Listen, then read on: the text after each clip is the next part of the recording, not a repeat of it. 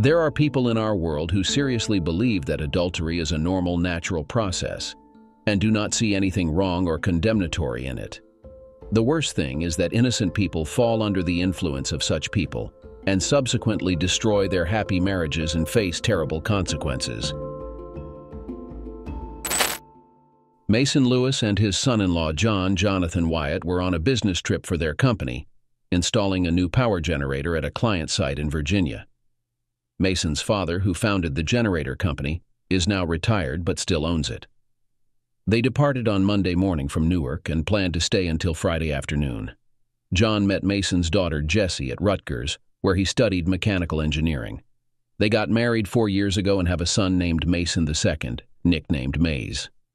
John filled the role of the son Mason never had, and Mason treated him as such. John was a devoted husband and father, treating Mason and his wife Mary as his own parents.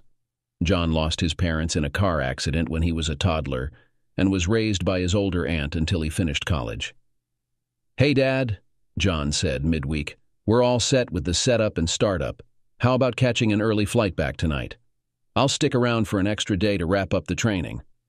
Mason, his gait affected by a recent knee replacement that hadn't fully healed, replied, "I'll handle the training. You head back early."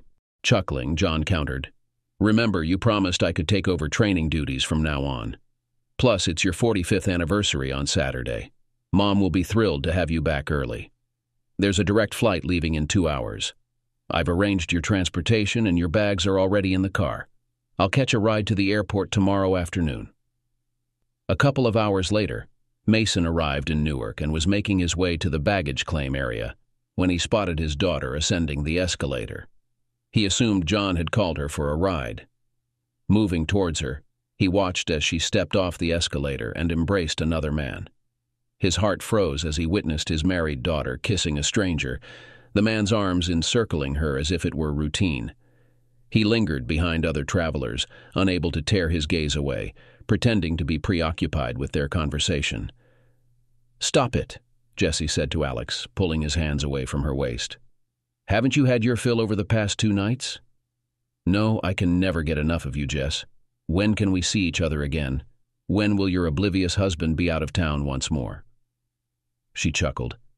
"I think the next trip is to Harrisburg, but that's too close to home. I'll text you when they fly out to a place farther away.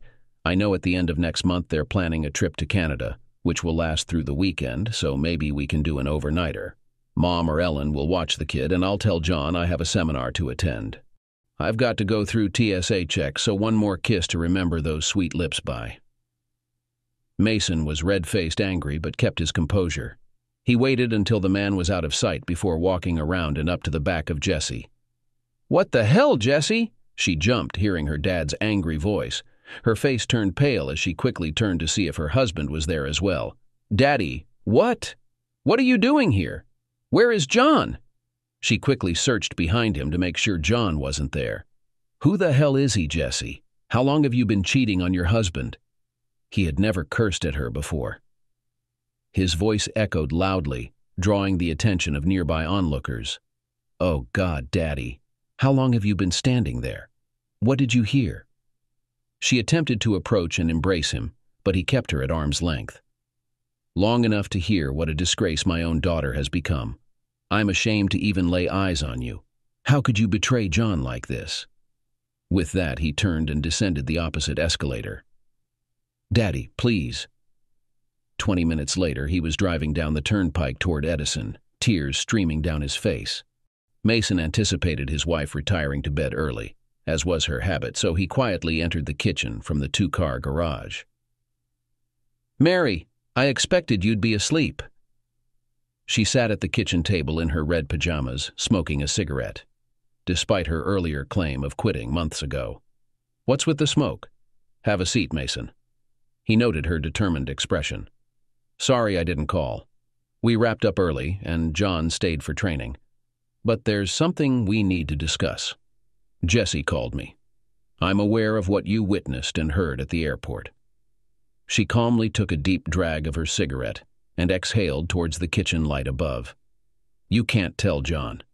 "Rubbish," he retorted, his anger evident. "Our daughter is cheating on her husband, who's like a son to us, You don't seem surprised. How long, Mary? Mary appeared visibly anxious. She just needs to get it out of her system. He provides her with excitement that John fails to deliver. This is all so wrong. I'm going to tell John as soon as he gets home. I can't believe you're okay with cheating. You can't tell him. What good will it do? They'll get divorced, he'll move out, and Mace will have no dad. You'll lose a daughter whom I know you love. Plus, you'll lose John because we can't keep seeing him after what our daughter did. I love John too, honey. Think about how unhappy he'll be. My daughter shouldn't be sleeping with another man. I didn't raise her that way. Why would she even consider being with someone other than her husband? His face turned bright red as he leaned against the wall behind him. Stop it. You need to calm down. People cheat every day. She thinks this will be over soon. She's not going to leave John for Alex because she doesn't love him, and he has a family back in Boston. She's ending it now. It was just a physical thing. Mason's eyes widened as he gazed at his wife. Wow, you're aware of the jerk's name. How long have you been aware? Did she pick up being promiscuous from you? She let out a sigh and leaned back, avoiding his question. However, her silence provided the answer. You're such a disgrace. He felt the urge to flip the table and lash out at her, but instead he rose to his feet and ascended the stairs with his small suitcase. Jessie had been crying non-stop since her father left her at the airport. Her once blissful world had suddenly been turned upside down. Alex, whom she had been secretly dating for 5 months, had left, and she was afraid that her father would inform John, her beloved. Alex had filled in for John whenever he was out of town. Unable to drive, Jessie called her mother. Mom! Oh God, Dad knows about Alex. What? How? He's in Virginia. He was at the airport when I dropped off Alex. He saw us kissing, and I think he overheard us discussing meeting up again when they travel to Canada next. I can't lose John. Oh God, what am I going to do? Take a moment to calm down before you come home. Perhaps you should go to your sister's place where Mas is and stay there. It'll give me some time to talk to your dad. I can't believe I let you talk me into cheating. Sure, Alex is great, but not worth risking my marriage over. We'll just say it was a brief affair with Alex. Your dad will believe whatever I tell him. I mean, look at me. I've had plenty of other lovers since our 30th anniversary. He's been clueless. John isn't like Dad. He's made it clear that it's one and done if I ever cheat on him. Plus, Dad overheard Alex bragging about being with me for 2 nights. Don't worry. I'll ensure Mason keeps quiet around John. He called me names and yelled at me, Jessie sobbed. My own father. Take it easy. John might be upset for a bit, but you can work things out with him in bed. Men are straightforward creatures who think about intimacy all the time. He'll soon realize that women run the show in a marriage. I'll support you as much as I can, but Mason mustn't find out about my affairs. Can you drive? Or should we call an Uber? I've been crying so much I can barely focus. Leave your car. We can pick it up tomorrow. Mason took a seat on the bed, feeling the throbbing pain in his head. He wrestled with the decision of whether to confide in John, his anxiety reaching overload and causing him to nearly black out. Mary stood at the bedroom door, trying to figure out if there had been a conversation between Mason and John. Silence reigned until a sudden crash shattered it. Rushing to the door, she found Mason's body motionless on the floor. "Oh God, Mason!" she exclaimed, hurrying to his side and checking for a pulse as she gazed into his eyes. John wrapped up his day's work and decided to grab a salad at Annabelle's before heading back to his hotel. While there, he caught a glimpse of Sports Center before making his way across the street. He had been expecting a call from Mason upon his arrival in Newark, but upon checking his phone, he noticed no missed calls. After a relaxing hot shower, he threw on a Rutgers t-shirt and shorts, then attempted to reach his wife. To his disappointment, he reached her voicemail. "Hi, it's Jessie. Please leave a message after the beep." "Hey, honey. I guess Dad made it back home. He was supposed to give me a call regarding the job, but he never did. I'm guessing you all went out for dinner. He left early to assist with the anniversary party set up. I should be back tomorrow afternoon, so Get ready for some quality time together. I miss you and Mace like crazy. I love you more than anything, like cotton candy." After ending the call, he tried reaching Mason but was directed to voicemail. "Hey, Dad. Just wanted to check in and let you know the training went smoothly. I'll stick around tomorrow to oversee the generator startup before heading home. Good night, Dad." Sister Jessie Ellen tried to calm her down. She was crying so hard that her words were getting mixed up. "Calm down and tell me what happened. Dad saw me and Alex. He called me a loose woman," she sobbed. "He's going to tell John I messed up with Ellen." "Alex, who is he?" "Oh, damn, I thought you broke up with him after that night. You said you were drunk and it would never happen again. That was, oh God, 6 months ago." "Why, Jesus?" "I'm not sure. I mean, John is wonderful and he's everything I want, but he travels so much. I asked Mom how she manages it, and she laughed and said there are other ways to solve the problem. She said she's been seeing other men for years and Dad has no clue. I'm ashamed to admit we've been covering for each other. So, on those nights when John was away and I was watching Maze, you were cheating on your husband. And Mom couldn't watch him because she was also cheating on her husband. If Maze wasn't asleep, I'd tell you to get out of my house." "Ellen, I fear I've lost my father, and soon my husband too. I can't bear losing you as well."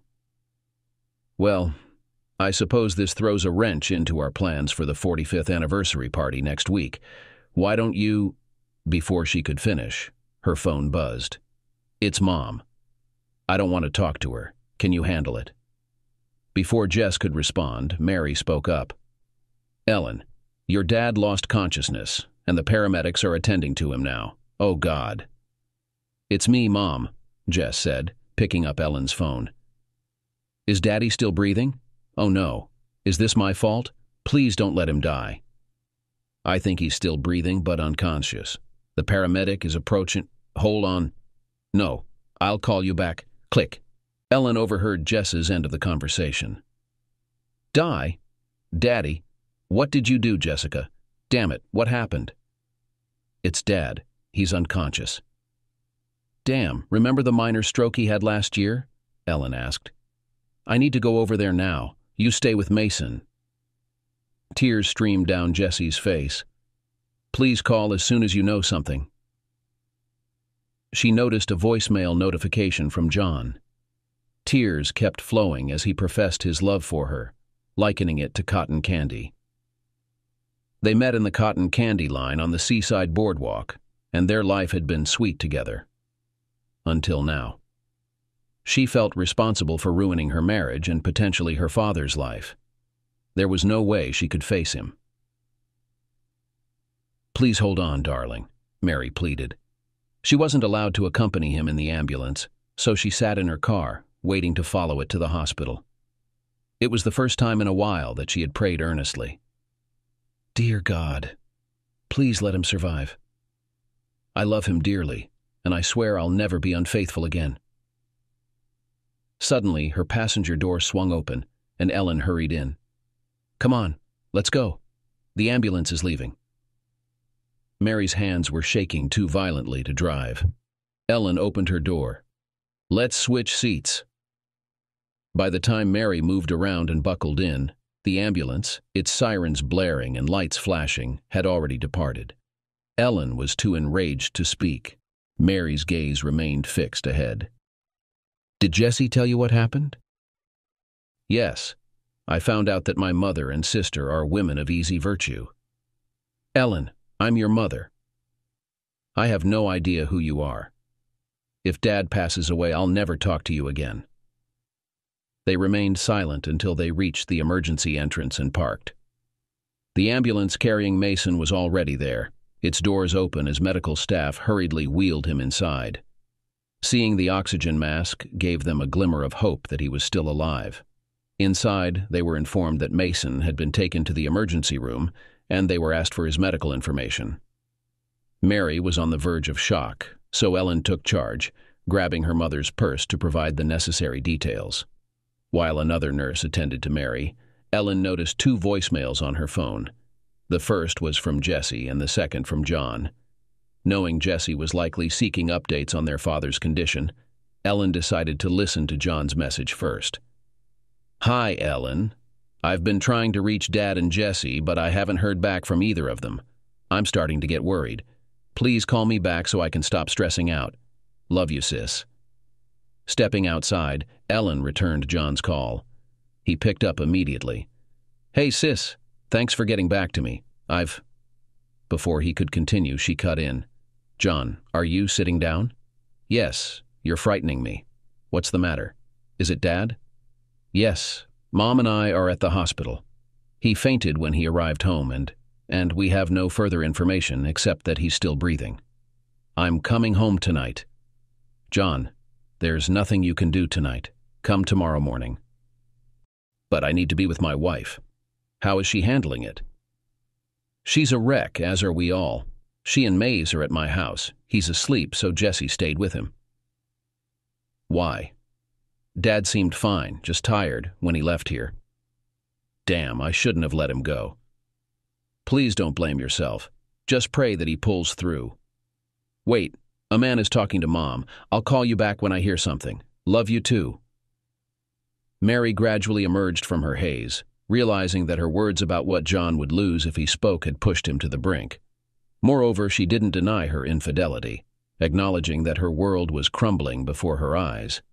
As a doctor appeared, she rose to her feet. "Mrs. Lewis?" queried a stout man in green scrubs.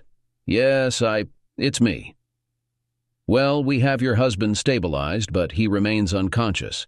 We haven't identified any physical causes, and we observed in his medical history that he experienced a minor stroke last year." She composed herself and recounted the previous stroke to the doctor. Noticing Ellen listening from a distance, she reached out for her daughter's hand, but Ellen recoiled. After the doctor departed, Mary turned to Ellen. "I suppose you blame me for this.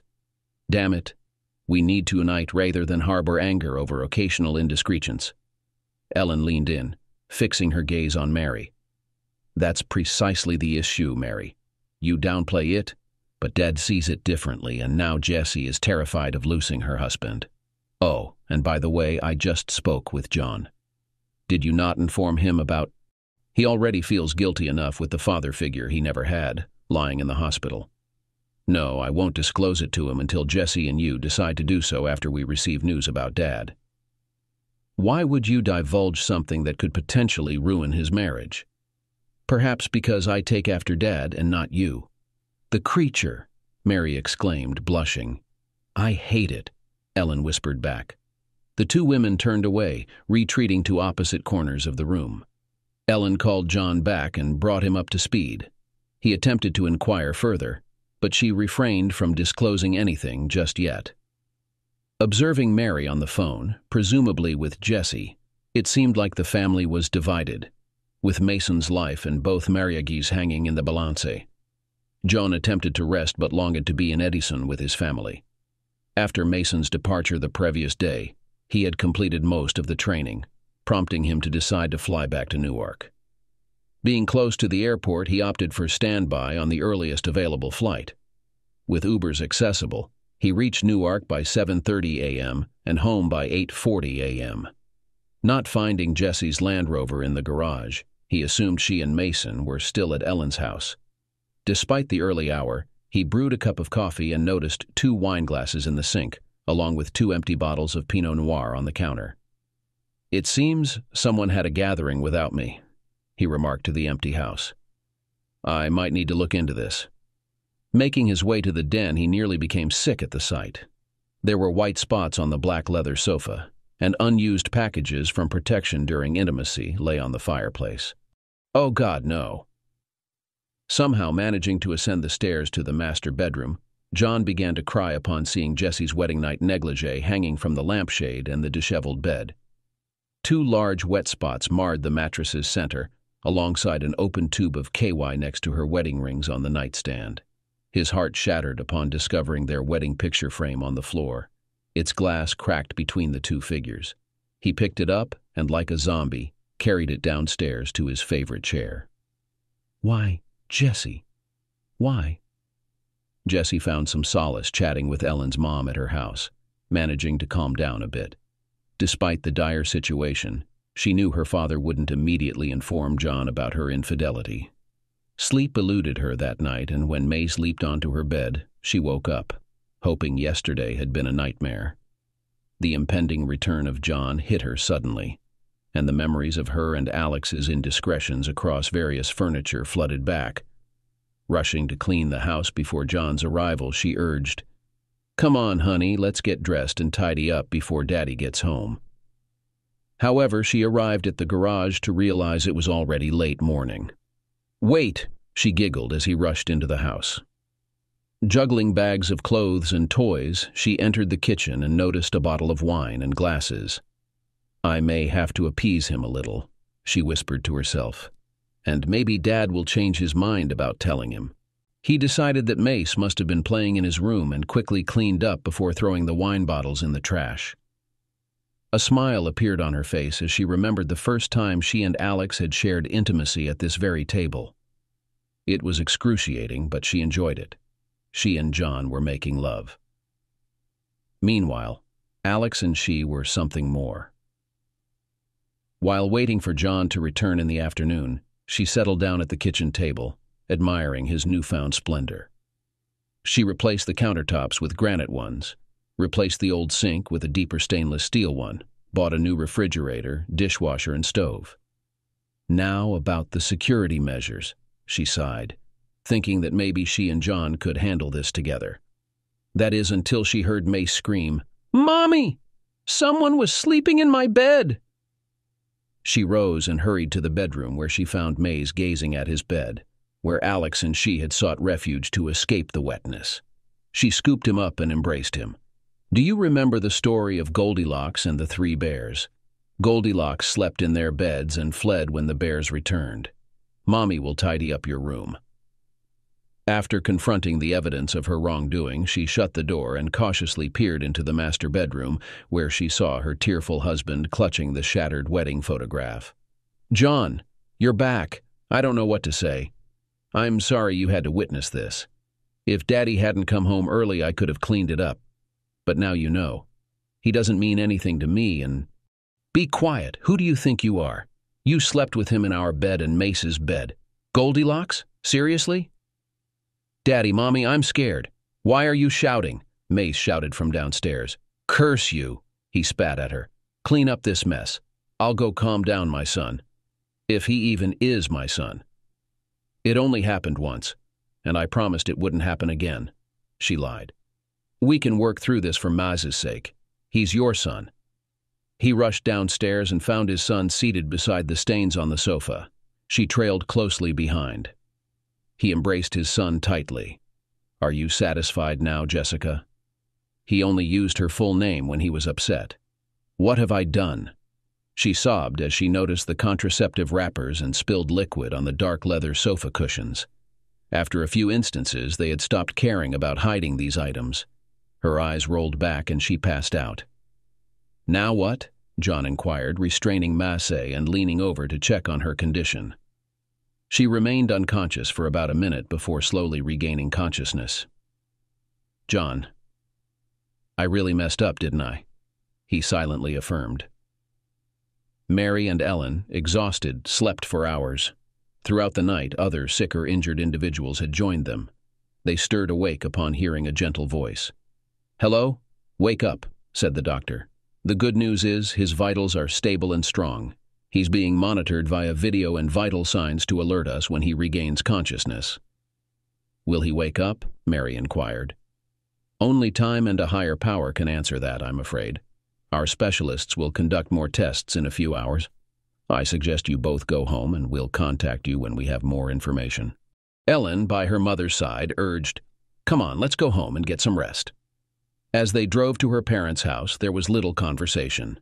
"We need to call Jesse," Mary finally said. "Yes, and I need to ring John. He phoned me earlier saying he'd catch an early flight. He was upset about Dad." Please refrain from mentioning what Jesse did. With only a 15-minute journey home, Mary postponed making the call.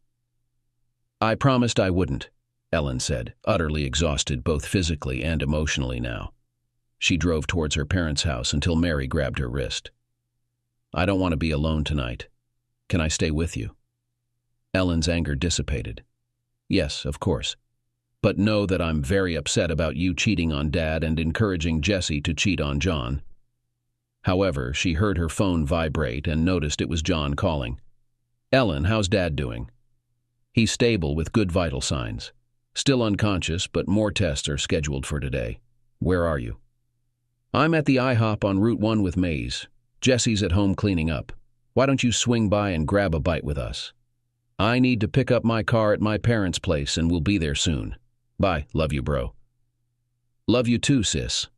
"Where's he?" Mary inquired. "He's nearby having breakfast with Mace. He invited me to join. Jesse's at her place tidying up. Do you want to head home or to Jesse's?" "Jesse's. Remember, you promised not to tell him." John was playfully teasing his son, who was giggling and trying to escape his father's tickles. They waited for Ellen to join them before placing their order. "Are you both enjoying yourselves without me?" Ellen asked with a smile as she joined in the fun, tickling Maze even more. Laughter erupted from everyone around them.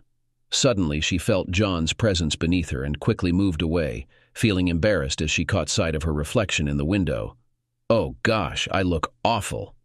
"No, you're pretty, right, Daddy?" Mace said, grinning. John paused for a moment, pretending to contemplate. "Well, your hair looks like you've been sleeping in a hospital waiting room all night, and there's a fly open on your jeans and—" She glanced down in alarm before realizing they were both joking. "You little troublemakers." "Gotcha, Aunt Ellen," Mace chuckled. "Okay, enough of that. I'm famished." With Mace present, their conversation was limited, but they managed to exchange a few words. "I understand," John murmured softly while Mace filled in the paper placemat. She could perceive the pain and anguish reflected in John's expression. "I'm sorry, I had no clue. I just found out." "For how long?" She indicated 6 fingers. "Weeks?" She shook her head. "Months?" She nodded. He felt like crying, because there seemed to be no way now to forgive and forget. He closed his eyes and slumped heavily against the bench cushion. "I've lost everything." "You still have me." Mace grasped her dad's arm. "And me," Ellen stated. "You'll always be my brother." They embraced just as her phone vibrated and she answered. "It's the hospital. Dad is awake. They tried calling Mom, but her phone was off." "Thank goodness. Let's wrap up and get there before Mom and Jesse." They ordered takeout and left in Ellen's car, leaving the pickup truck at IHOP. Mace soon fell asleep in his car seat, allowing them to speak freely. "Should we notify them?" "No, we should see Dad first. They contributed to his condition by upsetting him. We don't want a repeat." "Both of them?" "Jess was the one who cheated, not Mom," John countered. "Yeah, she fooled me too. Jessie admitted she encouraged Mom to cheat because you were away with Dad so often." "How could I have been so oblivious?" He sighed. "Join the club. I've been looking after Mace while they've been playing their cheating games." "Did you know about Jessie's affair?" "Some time ago, she called me one evening and confessed that she was too drunk to drive. She was at a corporate retirement party, and I found her at the Hyatt Hotel, lying unconscious on a bench. Another man from the party helped me support her. We managed to get her into my car, but it was clear from her condition what had happened to her. He noticed it too and took her underwear out of his pocket." She was flirting with me," the man said. "She wasn't drunk until we were done. Don't even assume that it was something else." "Alex Miller, from Boston. I think you should get out of here as soon as possible. Her husband is vicious. He'll tear you to pieces if he finds out." "Wait, how do you know my name and where I live?" "It's written on the name tag on your blazer, idiot." With that, he sped off like a bat from hell. I brought her back to my place, tossed her into the shower, and discovered she had slept with another man. The next morning I confronted her, and she initially claimed not to remember anything. Eventually she confessed, admitting that her mother convinced her we wouldn't find out. It seemed they were right until her father caught them kissing at the airport. "I should stop," she said. "No, I need to know everything." There's not much more. The next morning she was mostly sick in the toilet. She must have suddenly remembered what happened because she started screaming, "No, no." She seemed overwhelmed with guilt and regret, confessing they had been flirting via emails for months, and that night was the culmination of it. She swore never to repeat it. I believed her. Why did she continue? Ellen sat up. Damn, it must have been her mother telling her it was okay to cheat. I still can't forgive her. They gathered up Mays and headed to the hospital. The physician informed them of his delicate condition. They were advised to keep interactions minimal to avoid any stimulation. His voice is barely audible, so you might need to lean in to hear him. Ellen understood she needed to inform the doctor about the events just before he lost consciousness. They stepped away from John and Mays. A few minutes later, she returned. The doctor is restricting Jesse and Mother from seeing him until he's out of the woods. Did he really say woods? John smiled for the first time he arrived back in Jersey. She playfully tapped his arm. He used a lot of medical jargon, but you get my point. Hey, don't hit my daddy, Mays said, squeezing John's neck tighter. When John entered the hospital room and saw his adopted father connected to tubes and wires, he was caught off guard. The steady beeping of the heart monitor indicated the seriousness of the situation. "Hi, Pop Pop!" exclaimed little Mace loudly, causing Mason to stir and open his eyes. "Hey there," Mason managed, though his smile was strained and his lip quivered. Looking past Mays, he caught sight of John. "Hello, Dad," John greeted, mustering a smile. Mason's eyes welled up. "I wanted to tell you—" Ellen entered the room behind John. "He knows, Dad. We all do. Let's focus on getting you better and out of here." "Out of the woods," Mace chimed in. "Right, Dad?" "He's listening to everything," John chuckled softly. Mason looked directly at Ellen and spoke louder. "Don't want to see them." "I've arranged for security at the entrance," Ellen assured him. Mason weakly lifted his fingers towards John. "I'm sorry. Love you, son." "Love you too, Dad," John replied, his voice filled with emotion.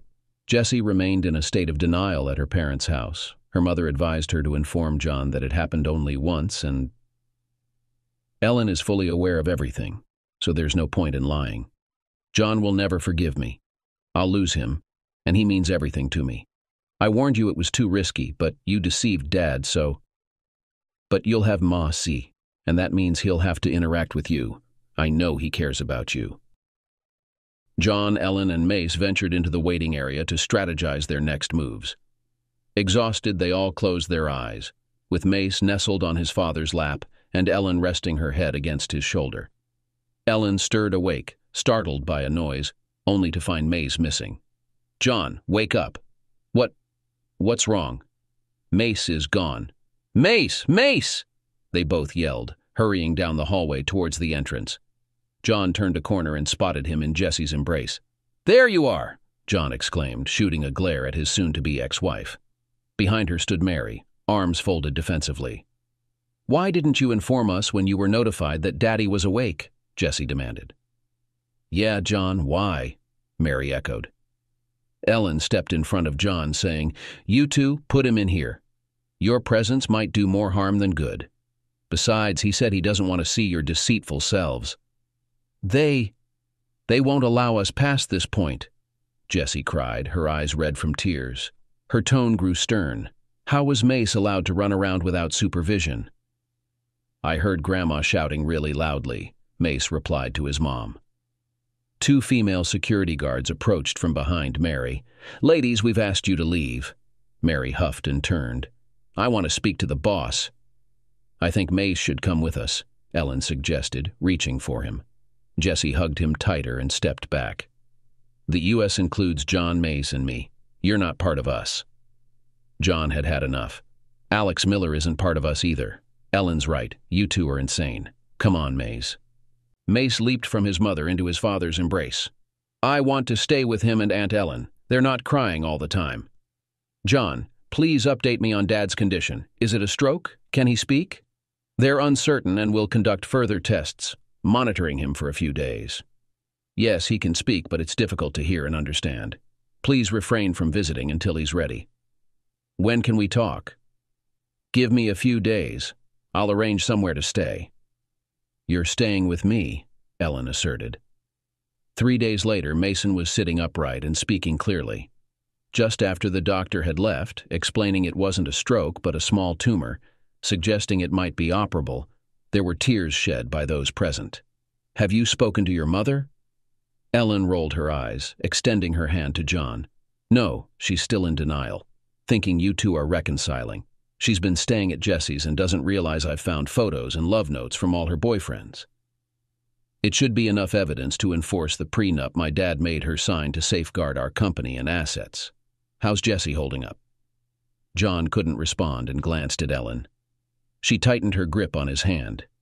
She keeps apologizing and pleading for John's forgiveness. Mason looked at his son-in-law. "And?" John shook his head. "She needs help. I'm not sure if the woman I married is still there. I'll do what I can for Maisie's sake." Mace played with the stuffed dog his father had bought him from the hospital gift shop, but listened intently to the conversation. "Mommy needs help. She told me she did something wrong and keeps hugging me. They said I should be discharged in a few days. I won't live in the same house as Mary or Jesse." John expressed, "Dad, Jessie didn't cheat on you. She cheated on me. I believe if you spoke to her, it could help her deal with things. She says she misses you and doesn't know who to turn to." I shouldn't have confronted her so harshly. But I was thinking about you, Dad, and Mason. How could she risk breaking apart what you two have? Besides, she planned to be with him next month during our Toronto assignment. Ellen added, "After that first instance, I should have noticed all the time she went out with her friends while you two were away. Well, it happened, and now we're facing what? 2 divorces? Dad, when you're out, you'll stay with John and me." "And Mason," John chimed in. As they left Mason's room and headed towards the lobby, they heard Mary's loud voice. "He's my husband, and I demand to see him." The hospital security officer informed the woman, "Ma'am, the doctor has restricted both you and your daughter Jessica from seeing Mason Lewis. If you don't calm down, we will be forced to remove you." All right. I'll calm down." Before she could finish, she sprinted towards Ellen, John, and Mason, who was walking with his dad, holding his hand. The security officer tackled her just 10 feet before she reached the corner. As Mary was restrained, she looked up at Ellen, pleading, "Help me." John shielded Mason's eyes to shield him from witnessing his grandmother being restrained. "We'll wait for you outside." Ellen waited for John to leave with Mason, then leaned down and whispered, "You're going to have a sad and lonely life, and you'll only have yourself to blame." Mason's surgery went well, and he fully recovered. However, their plans for celebrating their 45th anniversary were scrapped when Mary received her divorce papers on that very day. Initially, Mary threatened to contest the prenuptial agreement, but backed down when Mason threatened to expose her infidelity to their friends and family with incriminating photos and messages. Since John agreed to let Jesse keep the house, Mary moved in with her, causing them to be ostracized by the rest of the family and friends. Mason mostly stayed at Ellen's house, but visited his mom's place every other weekend. Following his successful recovery, Mason's knee healed, and he began dating his charming physical therapist, who was 15 years his junior. Although they moved in together, they never tied the knot. Mason teasingly called her Grandma Plus, much to Mary's annoyance. What happened to Alex Miller? Well, Mrs. Miller wasn't too pleased when John arrived with all the divorce court paperwork detailing the dates and times of his escapades with Jessica. She was a formidable woman, once a blocker in the real roller derby league. With a swift elbow to the nose and a forceful shove, she sent her soon-to-be ex-husband packing. Glancing back at John, she asked, "Do you think that got his attention?" "Yes, ma'am. I'll be leaving now," he replied. "Feel free to use those documents as you wish." Mrs. Miller, who was missing 2 teeth when she was racing, noticed, "He won't have a penny left when I'm done with him. So how about intimacy and retaliation?"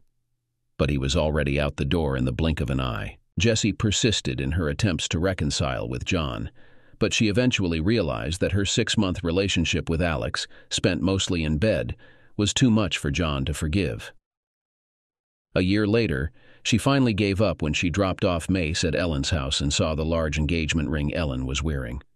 "Well, if it had to be someone else, I'm glad it's you," Jesse cried before hastily leaving the house. John approached his sister and whispered, "It's the only way she'll let me go," he confided. Mace later mentioned that she had kicked their mother out of their house. Ellen made a playful remark. "I heard a rumor that Mom was caught in bed with Jesse's latest boyfriend. I think there is no loyalty among promiscuous people." "Now take me to the bedroom," she whispered teasingly. That's the end of the story. Write your opinion in the comments about this story. It will be interesting for us to read it. Also, do not forget to like and subscribe to our channel so as not to miss new, equally interesting and exciting stories. Good luck!